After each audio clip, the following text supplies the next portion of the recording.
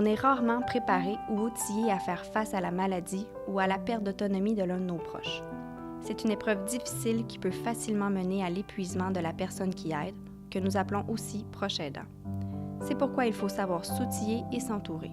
3 femmes nous racontent leur parcours de proche aidante. Moi, mon nom est Marie Bédard. Comme proche aidante, j'ai accompagné mon conjoint pour un diagnostic de cancer. À ce moment-là, comment je te dirais, peut-être qu'on, c'est comme une obligation, vu que tu es conjoint, puis tu n'as pas l'impression d'être obligé non plus, ça se fait normalement. C'est assez difficile, le déroulement de la maladie. Ça dure des mois et des mois. Ça comprend beaucoup de choses qu'on réalise après. Parce que pendant qu'on en prend soin, il y a des étapes qu'on ne connaît pas, qu'on ne peut pas deviner, je pense, tant qu'on ne le vit pas. C'est un paquet de choses qui nous déboussolent, nous autres, mais on avance pareil. On en prend soin pareil, on va le laver pareil, on va être attentif à ses mouvements. S'il se lève 15 fois par nuit, on est 15 fois par nuit debout. C'est jusqu'à la dernière minute. On ne sait pas ce qu'on va chercher la force, mais on le fait. Moi, je m'appelle Charlotte. Ça fait 42 ans que je suis mariée. Puis mon mari, à 55 ans, il a fait un AVC. Ah, ça a changé tout. Tout. C'était un homme qui travaillait beaucoup. Il travaillait à 3 places. Puis il était à la maison à peu près 20 minutes. Puis il repartait, il faisait toutes sortes de choses. Puis il avait une mémoire phénoménale.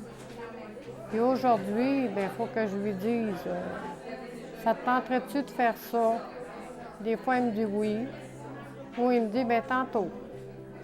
Mais là, il faut que je lui redise. Mais c'est sûr, la motivation n'est pas là. Ça change un couple. C'est là qu'on voit quand le couple est solide et quand il ne l'est pas. Moi, je m'appelle Nicole Brouillette. Je viens de Saint-Séverin-de-Prouville. J'ai 60 ans et je m'occupe de ma mère depuis toujours. Puis là, elle est rendue présentement dans un CHSLD. Fait qu'on voit beaucoup de cognitives. Elle a des pertes de mémoire. Alzheimer aussi, elle là-dedans. Puis elle a fait des ICT. La dernière, c'est un AVC. Là, c'est là qu'elle a été transférée dans un CHSLD. J'ai appris que j'étais proche aidante quand on a connu Diane, qu'on est venu à une information d'Alzheimer ici. J'ai dit, c'est ça, être proche aidante. Probablement que 90 de la population ne savent pas qu'ils sont des proches aidants. Je pense que c'est une vie de bonté de la part de plein de monde aussi, parce que les gens sont là pour aider les autres. Aller à des conférences, allez absolument aller voir ça. Ça va vous aider à faire comprendre la situation de notre mère et de d'autres quand on en va aussi. C'est bien moins lourd parce que c'est toutes des choses normales qui arrivent. Il faut apprendre à vivre avec ça le mieux qu'on peut. On apporte notre aide comme ça. Puis moi, c'est ça que je veux, que je désire, là, que j'aimerais beaucoup qu'ils fassent. Beaucoup. Parce que je pensais jamais que ça portait un soutien si fort que ça. Je suis bien contente, bien contente. Comme l'ont mentionné les proches aidantes que nous venons d'entendre, savoir s'informer et s'entourer des bonnes ressources permet de mieux aider. En Mauricie, plusieurs ressources existent pour aider les proches aidants dans leur parcours, dont le Centre d'action bénévole de Grand-Mère. Notre animateur Marc-André Pelletier a rencontré la travailleuse de milieu afin de nous en parler. On s'entretient avec Diane Lemay, qui est travailleuse de milieu au Centre d'action bénévole de Grand-Mère. Bonjour, Diane. Bonjour. Parlez-nous du Centre d'action bénévole. Écoute, le Centre d'action bénévole de Grand-Mère a 40 ans, a fêté son 40e année cette année. Fait que, suite à ça, ben, il s'est développé de nouveaux projets, dont celui pour les personnes proches aidantes. Et vous avez 3 services pour les proches aidants. D'abord, informer sur c'est quoi un proche aidant. On a des conférences pour être capable justement d'aller chercher de l'aide aussi, parce que c'est souvent ça le grand défi. Et puis, le deuxième volet, c'est un volet de formation pour que les gens puissent mieux se former, pour mieux comprendre qu'est-ce qui se passe pour eux. Comme mieux comprendre la maladie d'Alzheimer, par exemple, où on a une autre formation qu'on a donnée cette année, puis qu'on va reprendre sur le déplacement à domicile, le déplacement sécuritaire à domicile. Comment, par exemple, prendre quelqu'un puis l'aider à descendre les escaliers. Et d'autres conférences aussi qui sont plus formatives qu'informatives. Puis on termine le troisième volet avec l'aide psychosociale. L'aide psychosociale, c'est quand, par exemple, quelqu'un téléphone, il ne sait plus quoi faire. Moi, mon travail, c'est de le diriger vers des ressources, puis d'évaluer avec lui la situation dans laquelle il se situe, comment ça va, puis de l'inviter à aller chercher les ressources du milieu, faire affaire, par exemple, avec notre popote. Ça peut être aussi des visites d'amitié ou ça peut être aussi des visites d'amitié, c'est des gens qui viennent à la maison pour briser l'isolement. Pendant ce temps-là, le proche aidant peut sortir, peut aller prendre un petit un café ou quelque chose comme ça, aller voir ses amis. Une pause. Une pause dans sa vie. Puis, on a aussi un autre service qui est l'accompagnement de transport. L'accompagnement de transport, ça permet aux gens, mettons, quand ils ne sont pas disponibles, que la personne aidée puisse avoir un transport pour aller à l'hôpital. Fait qu'ils sont accompagnés de A jusqu'à Z. Fait que, par exemple, la personne reste sur place, le bénévole reste sur place pendant que la personne se fait soigner, si tu veux. Ce qui fait qu'en bout de ligne, c'est tous ces services-là aident au maintien à domicile. Puis dans la psychosociale, ben, c'est ça, c'est des gens souvent qui sont en situation de dépassement un peu, là, qui vont appeler, qui vont se confier, qui essaient de trouver des solutions. Parce que souvent, étant donné que c'est naturel pour eux, souvent, ils vont s'isoler tranquillement. Fait que ce qui fait qu'à un moment donné, ça pète ou ça éclate. Ils ne sont plus capables de s'occuper de l'autre. Quels sont les signes avant-coureurs, peut-être? Parce que des fois, en étant dedans, on se rend moins compte, justement, de l'effet que ça a sur notre corps. Parce qu'en plus, c'est difficile de lâcher le morceau puis de dire « je vais prendre un peu de recul pour prendre soin de moi » à travers toute cette maladie-là, souvent. Bien, il va commencer à avoir peut-être l'insomnie, OK. des grandes préoccupations, de l'anxiété, beaucoup aussi de culpabilité. Prendre du temps pour soi, par exemple, on dira « j'ai pas le droit de le faire, il faut que je m'occupe de… » Donc, des émotions, des espèces de pics puis de descentes d'émotions, de la peine, de la tristesse. Le réseau social aussi se diminue, le temps qu'on s'accorde aussi diminue.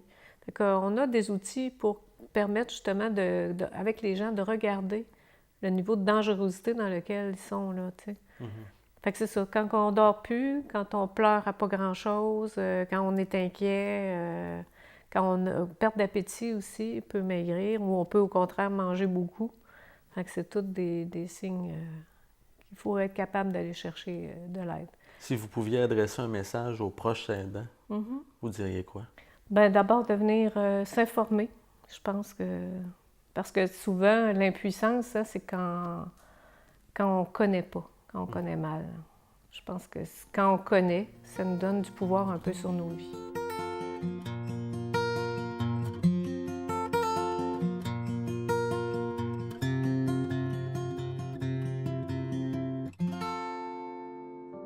S'informer et s'outiller sont deux des clés pour pouvoir continuer à aider notre proche sans s'épuiser.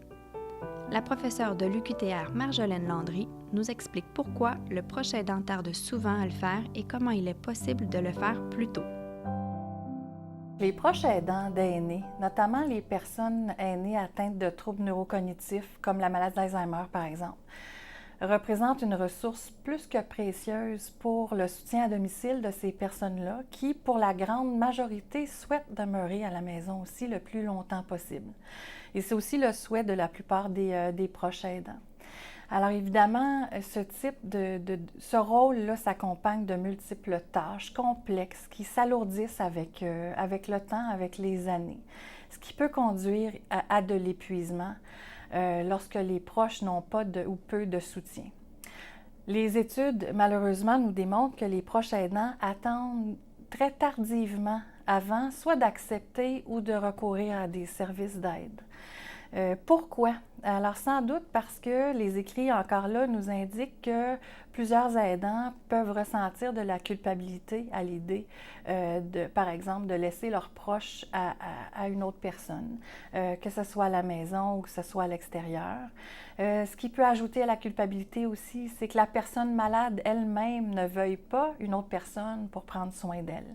Alors, comment on peut faire pour arriver à soutenir les proches aidants davantage en précocité, avant que s'installe l'épuisement, ou en tout cas afin de contribuer à retarder le plus possible cet état-là chez les proches aidants? Alors, la question peut se répondre sous deux angles. L'angle des professionnels de la santé, où il y a une piste là certainement, et sous l'angle des proches aidants eux-mêmes. Les professionnels de la santé, que ce soit médecins, infirmières, travailleurs sociaux par exemple, occupent une position privilégiée pour identifier ces personnes-là de façon précoce, de les détecter et d'aller voir auprès d'elles, de les reconnaître, de les valoriser dans ce rôle-là et d'aller voir auprès d'elles quels sont leurs besoins, de les inviter à exprimer leurs besoins en lien avec leur rôle d'aidant. Donc, les professionnels auraient intérêt à identifier les personnes proches aidantes de façon plus précoce et de les référer vers les ressources qui peuvent répondre à ces besoins-là. Parce que les professionnels ne sont pas nécessairement outillés en termes de connaissances et de temps, etc., pour soutenir les proches. Mais ils se doivent idéalement de connaître les ressources et de diriger les proches aidants vers ces ressources-là. Les proches aidants, eux, ont aussi un rôle à jouer important. Maintenant, de plus en plus, le rôle de proche aidant est reconnu, il y a de la sensibilisation qui est faite. Les proches peuvent se permettre aussi de poser des questions aux professionnels. Plus les proches aidants seront en mesure de faire part de leurs besoins aux professionnels de la santé, plus ces derniers seront en mesure de les aider dans leur parcours et de les soutenir. La prévention de l'épuisement chez le proche aidant passe donc beaucoup par l'aide qu'il va chercher pour lui-même. L'une des façons de le faire est de s'appuyer sur des services de la communauté, tels que les popotes roulantes et volantes offertes par plusieurs centres d'action bénévoles de la région. Je m'appelle Tina Leblanc, je suis coordonnatrice de la popote volante au Centre d'action bénévole de Grand-Mère. Moi, mon but, c'est de coordonner la popote, donc de faire la gestion là, des bénévoles, de faire la gestion pour inscrire la clientèle. Une journée type pour la popote, c'est que les bénévoles arrivent ici à 8 h le matin. Nous, on livre la popote les mardis et jeudis. Donc, à 8 h le matin, ils arrivent, ils font les menus et ils doivent s'assurer que leur repas est prêt pour 10 h 15 parce que les chauffeurs baladeurs arrivent à 7 h et pour faire la livraison chez la clientèle.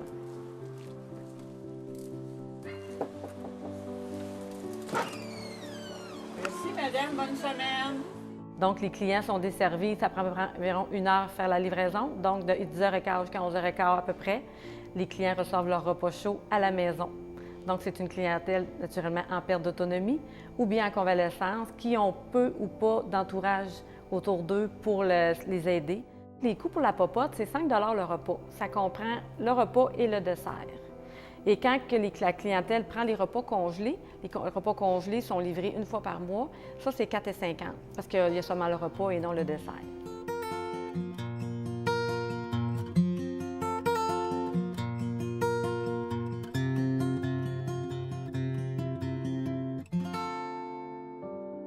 Il existe également des organismes qui peuvent se rendre directement chez votre proche et vous remplacer dans votre rôle de proche aidant.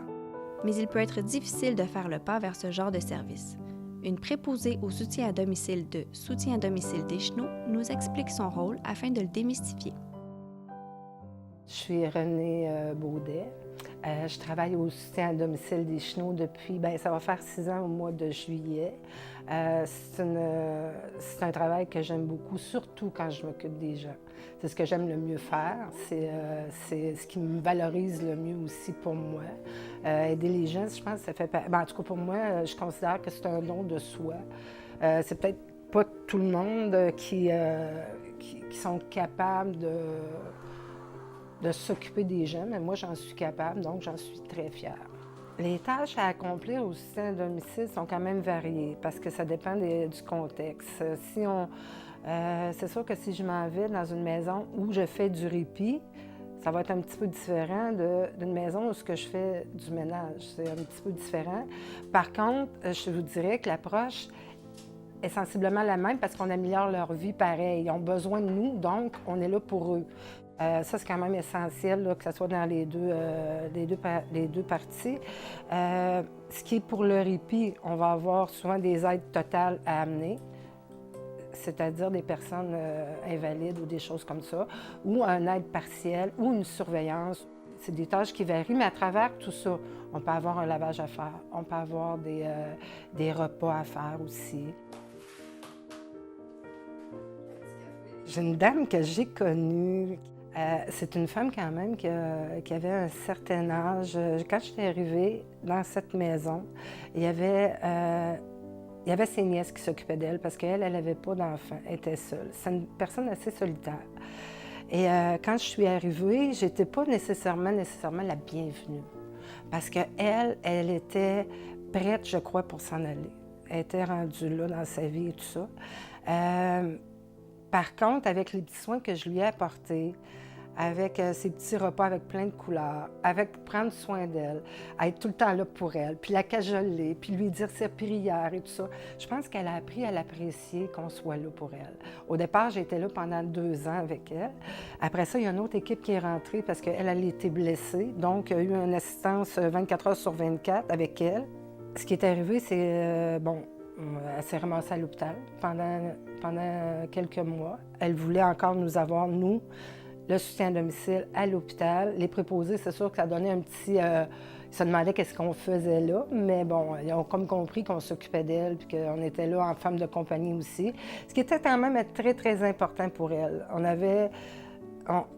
Autant pour la famille que pour elle, c'est important parce qu'elle aimait ça, que ça c'est nous qui faisait manger, que ça c'est nous qui s'occupait d'elle avec ses soins hygiéniques et tout. Suite à ça, elle s'est ramassée au CHSLD. Et je pense qu'elle a passé peut-être un 5-6 mois là-bas, avec nous aussi. Mais durant le temps que j'étais avec elle à la maison, je lui avais dit « Je vais être là jusqu'à la fin pour vous. » Puis j'étais là jusqu'à la fin pour vous. La journée qu'elle est décédée, j'étais là. Je suis rentrée au CHSLD, c'était noir, il y avait une petite musique douce et tout ça. Là, je savais qu'elle partait. Sa respiration se faisait très, très lancinante et tout ça. Puis à un moment donné, ça faisait quand même 2-3 heures que j'étais là. Puis là, j'ai comme eu faim. Malgré tout, là, j'avais quand même un petit creux. J'ai dit, je vais aller... Madame, je vais revenir tantôt. Je vais aller me chercher quelque chose, je reviens. Mais je suis allée à la cafétéria, rien me chercher. Je pensais juste à elle. Je suis revenue. Là, sa respiration se faisait quasiment... Elle était quasiment plus là. Elle était vraiment... Là, j'ai appelé l'infirmière. L'infirmière, elle a pris son pouls. Elle était très, très faible. Elle a dit, elle s'en va bientôt. Elle a dit, je vais aller appeler la famille. Elle est partie. Moi, je l'ai pris dans mes bras. Puis j'ai dit, le Seigneur vous a... Excusez. Le Seigneur vous a... Mais c'est trop beau, tu sais. Je l'ai pris dans mes bras, puis elle me regardait, puis elle me sourit, puis elle est partie. C'est pour ça que je fais ça. Il n'est pas rare pour les préposés à domicile de créer de forts liens avec leur clientèle. Notre animateur, Marc-André Pelletier, a rencontré la superviseure du personnel de soutien à domicile des Chenaux pour nous expliquer les différents rôles des organismes d'aide à domicile. On est avec Manon Trottier, qui est superviseure du personnel chez Soutien à domicile des Chenaux. Bonjour Manon. Bonjour. Parlez-nous de Soutien à domicile des Chenaux. Oui, en fait, le Soutien à domicile des Chenaux est une entreprise d'économie sociale qui est sur le territoire des Chenaux et qui couvre 9 municipalités. Notre entreprise travaille sur 3 volets pour venir en aide aux gens qui veulent rester vraiment à domicile le plus longtemps possible. Le premier volet étant celui de l'aide domestique, la préparation de repas, aller faire des courses. Okay. Alors, que ce soit pour une perte d'autonomie temporaire ou due au vieillissement de la population, donc les gens peuvent avoir un coup de pouce pour pouvoir demeurer chez eux le plus longtemps possible. Le deuxième volet étant celui du soin à la personne, donc tout ce qui a trait aux activités de vie quotidiennes. le lever, le coucher, l'aide à l'alimentation, à l'habillement, même jusqu'à l'hygiène partielle et complète. On peut rester à la maison et recevoir ces services-là avec nous. Il y a aussi le volet de répit-accompagnement. On entend beaucoup parler de personnes aidantes. Qu'est-ce qu'un proche aidant? Alors, je donne l'exemple d'un couple qui doit composer avec la maladie d'Alzheimer, de un des deux, et qui a besoin de répit. Alors, peut faire appel à nos services pour pouvoir avoir quelqu'un de confiance qui va rester avec la personne qui est aidée et lui, par le fait même, peut vaquer à d'autres occupations ou seulement charger les batteries pour pouvoir continuer à bien aider. À partir du moment où j'appelle chez Soutien à domicile des Chenaux, c'est quoi le processus? À partir du moment où on reçoit l'appel, en fait, il y a quelques informations qui sont prises lors de l'appel téléphonique, mais il y a toujours une évaluation qui est faite à domicile. Et moi, je me déplace, je vais rencontrer les gens et on prend le temps de bien cibler quels sont leurs besoins. Donc, voilà, alors je leur explique vraiment comment ils ont droit au service, quelles subventions ils ont la possibilité d'avoir avec la Régie de l'assurance maladie du Québec également. À ce moment-là, on fait un plan d'aide et lorsque je reviens au bureau avec tout ça, on prend un soin particulier à choisir la meilleure préposée qui, selon nous, avec la rencontre que j'ai pu faire, pourrait faire une bonne équipe avec les clients. Alors, c'est comme ça que ça se passe. 2 semaines environ, et puis le service est en place et les volets de service peuvent tous être pris en compte là, dans la même journée ou dans la même semaine. Quand vous intervenez chez les gens, auprès des gens, quelle est la réaction du proche aidant souvent? Parce que l'une des préoccupations, si on veut, c'est de dire, OK, je dois demander de l'aide. Oui. Ça veut dire que moi, je suis rendu à un certain point, je suis rendu à bout. Comment vous vivez ça? En fait, c'est sûr que quand les gens doivent faire appel à nos services, il y a tout un cheminement qui s'est fait par rapport à leur perte d'autonomie ou le fait d'accepter qu'ils doivent demander de l'aide. Donc, on sent souvent une petite inquiétude, une insécurité à recevoir quelqu'un que l'on ne connaît pas dans notre environnement, qui est notre intimité. Hein? Alors, on sent cette insécurité-là un petit peu, mais rapidement, ce qu'on se fait dire par la suite, c'est qu'avoir su, j'aurais commencé bien avant. Si vous aviez un message à livrer aux proches aidants, ce serait ça, peut-être de ne pas hésiter? Effectivement, de ne pas hésiter de dire, bien écoutez, je vais essayer effectivement, même d'en parler autour de vous. Il y a plusieurs personnes qui reçoivent nos services et les commentaires sont positifs. Les commentaires parlent de soi, c'est-à-dire que effectivement, grâce à la visite d'une personne qui va venir à la fréquence qui répond à nos besoins, parce qu'on peut être là tous les jours, à toutes les semaines, quelques fois par mois. Fait que donc, de ne pas hésiter de faire appel à nos services.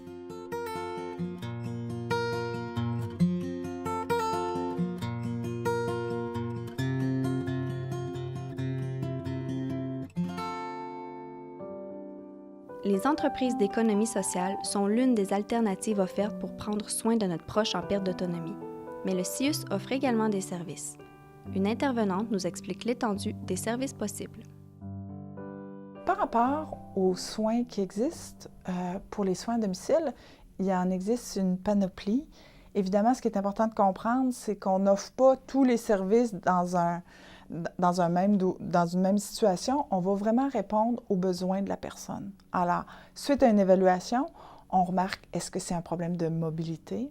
Est-ce que c'est un problème au niveau cognitif? Est-ce qu'à ce moment-là, on met les services en place? Alors, ce qui peut être fait dans les situations, il peut y avoir un physio qui se déplace pour tout ce qui est au niveau de la marche, une marche sécuritaire au niveau de ses déplacements. Il y a les ergothérapeutes qui peuvent se déplacer pour tout ce qui est du matériel, de l'équipement, pour faire en sorte aussi que la personne puisse faire ses transferts. Ces transferts, c'est de se lever debout, s'asseoir, se coucher de façon autonome ou avec de l'aide de l'équipement.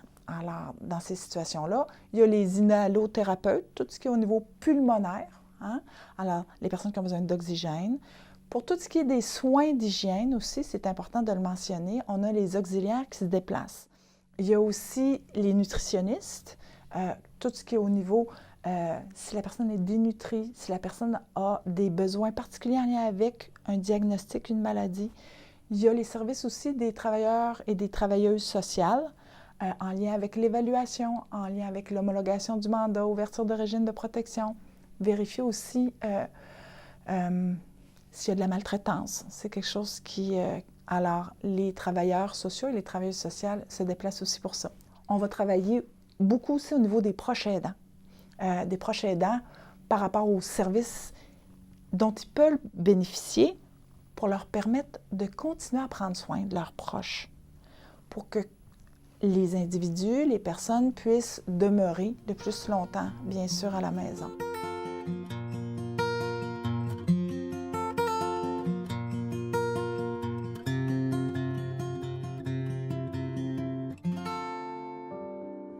S'outiller et s'entourer sont des étapes clés dans le rôle du proche aidant, surtout pour prévenir l'épuisement. Que ce soit des entreprises d'économie sociale, des organismes ou le CIUS, le proche aidant n'est pas seul dans son parcours. Si vous êtes proche aidant et que vous souhaitez connaître les services disponibles près de chez vous, contactez le service InfoAidant.